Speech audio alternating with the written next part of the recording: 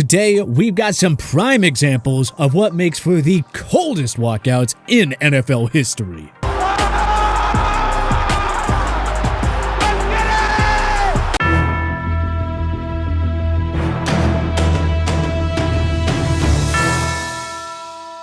Some teams and players even use their pre-game walkout to psych themselves up, get in their opponents' heads, and set the tone for the kickoff. Let's take a look back at 10 of the coldest walkouts in NFL history.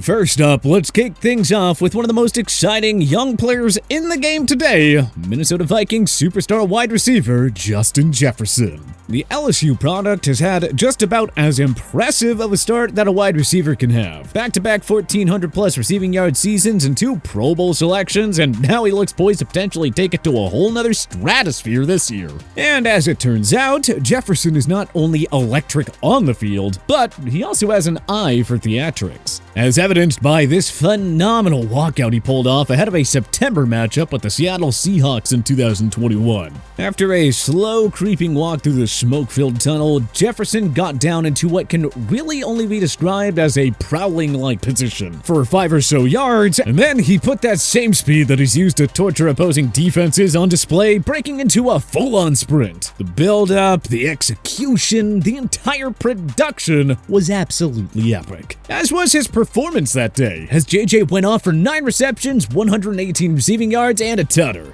Perhaps Jefferson took some notes from whoever it is in the Vikings facility that orchestrated their cold Thursday night football walkout. Because, honestly, I have never been more excited to watch old Kirk Cousins toss the pigskin around than I was after this insane production prior to a Thursday night game in 2019. Not only did it feature an impressive smoke display, similar to what Jefferson used a couple years later, but check out the pyrotechnics. I mean, it is damn near impossible not to get hyped up watching that entrance sequence take place. If the New York Jets had any sense, they'd hire away whomever it is that plans these deals out for the Vikes. Because if you're gonna prove utterly incapable of creating an exciting product on the field, then you may as well give the diehard fans something to get excited about beforehand. I mean, if it was good enough to make Kirk Cousins of all people seem exciting, then maybe, just maybe, it would be enough to revitalize the Jets' deprived fan base. Or I mean, at least offer a little bit of reprieve until the game starts and the cycle of misery continues on. And while we're on the subject of Jets' misery, we may as well touch on the exploits of their divisional rival and longtime torturers, the New England Patriots, who, in many ways, changed the walkout game with their epic walkout before their matchup with the then St. Louis Rams in Super Bowl 36. So for any of our younger fans out there, this was long before the Patriots were the Patriots. Both Brady and Belichick were still unproven, and the Patriot way was not tirelessly broadcasted to anybody who would listen. Believe it or not, the Patriots were actually huge underdogs heading into the big game that year. 14 points to be exact. So, in what many believe was a sign of unity, both for his underdog crew against a massive favorite and in the aftermath of the terror attacks of 9/11, New England, a team not only nicknamed the Patriots, but also in close proximity to New York, decided to buck the trend and walk out as a team rather than individually. Ladies and gentlemen, choosing to be introduced as a team, the New England Patriots.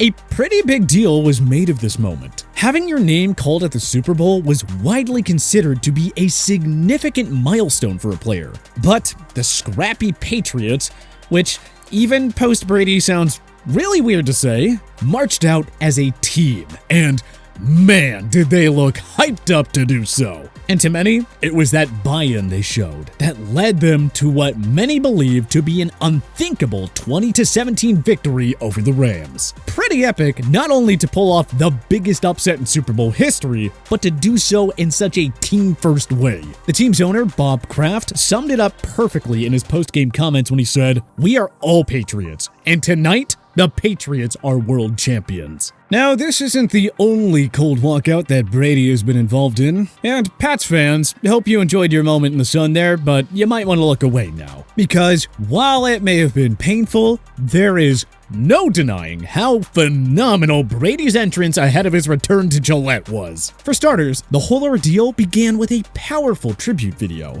Then, Tom led his new team, the Tampa Bay Buccaneers, out onto the same field he graced for 20 years prior. And he did so to a standing ovation and a booming Brady chant. Now let's be honest, in today's day and age, there are very few players that are able to skirt the rage of a scorned sports fan. But Brady's time in New England was that special to the fans, that even after he left them high and dry, rather than riding off into the sunset as a Patriot, they were still more than willing to applaud him, regardless of the fact that he was taking his new super team into Gillette to likely wipe the floor with them. The Pats fan base's good candor was rewarded. At least partially, because while the team did fall 1-3 in a loss, at least they put up a respectable effort, losing by just 2 points to the reigning Super Bowl champs. All in all, this was a far more cordial reunion than some other all-time great QBs had in their return to their longtime franchise.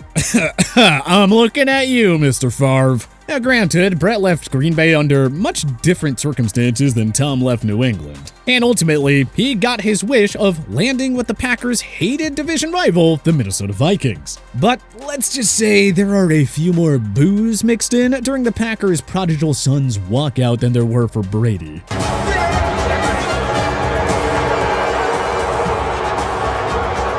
Not that it made it any less badass. In fact, if anything, the tension might have made it all the more awesome. For starters, in true Brett Favre fashion, he showed up in what can only be described as a rancher's coat and a beanie, like he was preparing to brave the morning chill while he tended to the harvest. Then he started his progression towards Lambeau Field, a walk he has done oh so many times, but now he did so rocking the white, purple, and gold. He and the 6-1 Vikings, in the face of an ocean of boos, charged out onto the field and wiped the floor with Green Bay, putting them 3 games up near the midpoint of the season and in firm control of the divisional race. The folks in the green and gold may not like to hear it, but it was an awesome event for an uninvested football fan to watch unfold.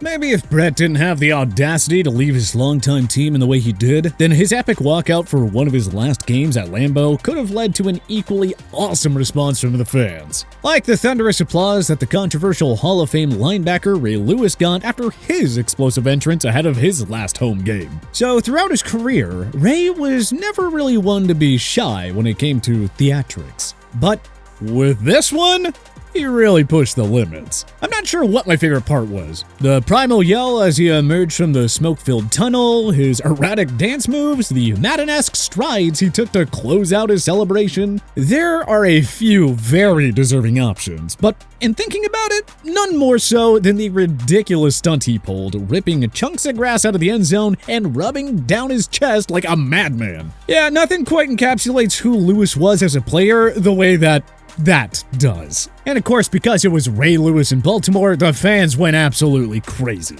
And deservedly so, considering how much he meant to the young franchise throughout his career. The impact Lewis had is actually not too dissimilar to what Cam Newton meant to the Carolina Panthers. He led the team to a Super Bowl appearance and really found success on an individual level that was unprecedented in Carolina. That MVP season was something to behold. And you know what? The folks in Carolina seemed to recognize that when he returned to Bank of America Stadium in 2021 as a Panther again. Head down, smoke machines ripping, Cam started off calmly, making his way out before screaming in excitement along with the crowd. Now, unfortunately for Panthers fan, the reunion never really reached the height that they or Cam hoped it would. But at least they'll always have that walkout in the fleeting moments afterward in which they seem to believe Superman was all the way back. Okay, let's move out west to San Francisco, where the 49ers, a storied NFL franchise in themselves, has done well to build on its tradition with its cold walkouts. Led by the team's multi-talented playmaker Deebo Samuel, the Niners charged out to the NFC Championship game with a boombox blaring Kodak Black. Coincidentally, the Rams, who San Fran lost to in the aforementioned NFC Championship game, has had some pretty epic entrances of their own. but perhaps none were colder than back in 2015, when they were still in St. Louis and were introducing Todd Gurley and company. It builds up slowly, and then, bam, he sprinted out between a series of blue and orange flames. Honestly, the only thing that could have made it better is if they were already in LA and playing in the spaceship of a stadium that SoFi is. But even so, in dreary St. Louis, with an otherwise underwhelming team, this walkout still delivered. And last but not least, we have what honestly might be my favorite entry on this entire list. And that is the Philadelphia Eagles walkout ahead of their all-time performance in Super Bowl 52. Their march out towards what would evolve into Super Bowl glory was undeniably awesome for a number of reasons. The real electricity kicked off when the Birds took to the field, led by their mascot, an admittedly horrifying-looking eagle hyping up the crowd. And then the rest of the players came firing out of a tunnel that was artistically accented by spewing flamethrowers. There was no mistaking that the Eagles came ready to play, as they ran onto the field flanked by the team's cheerleaders. But oh, there was more to the spectacle though. Philly was absolutely blasting Meek, an important cultural figure in the city who was in the midst of an ongoing legal battle. Hold on, wait a minute. Y'all thought I was finished? And they were carrying the jersey of Jason Peters, the team's longtime stud offensive lineman who was unable to play due to injury. Truly, this was one of the coldest walkouts these two eyes have ever seen. It wasn't until literally we came out and we heard it, drop that we're like, we're at the Super Bowl coming out to Meek Mill's Dreams and Nightmares. We are going to win this game. But what's the most memorable NFL walkout you've ever seen? Was there anything that we missed? Join us in the comments section below. If you like this video and learned a thing or two, clicking the like button helps out a ton. And hey, we appreciate it. If this is your first time coming around to TPS though, subscribing is a great idea because we put out videos like this every single day. But as always, thanks for watching, and we'll see you guys next time.